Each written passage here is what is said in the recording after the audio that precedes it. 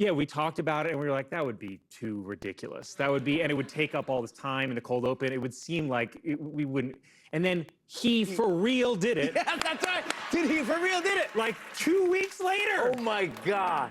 Colin Jost may have accidentally tapped into psychic powers he didn't know he had. The Saturday Night Live star has been earning raves for his portrayal of Defense Secretary Pete Hegseth on the legendary sketch series. And he told Jimmy Fallon during a recent Tonight Show interview that art ended up imitating life in a truly unexpected and even eerie way.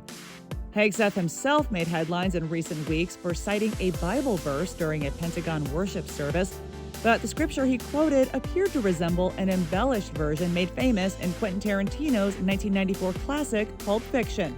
Ezekiel 25:17. They call it Caesar 25:17, which I think is meant to reflect Ezekiel 25:17.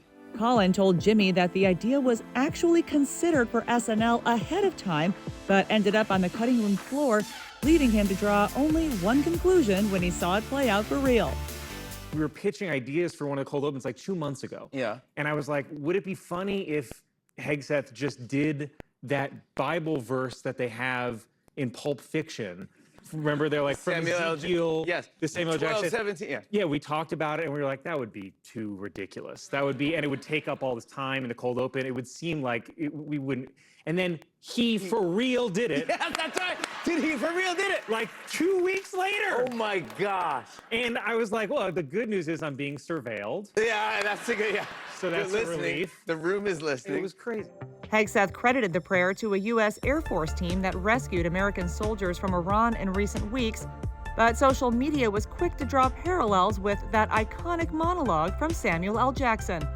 And I will strike down upon thee with great vengeance and furious anger those who attempt to poison and destroy my brothers. And I will strike down upon thee with great vengeance and furious anger those who attempt to capture and destroy my brother.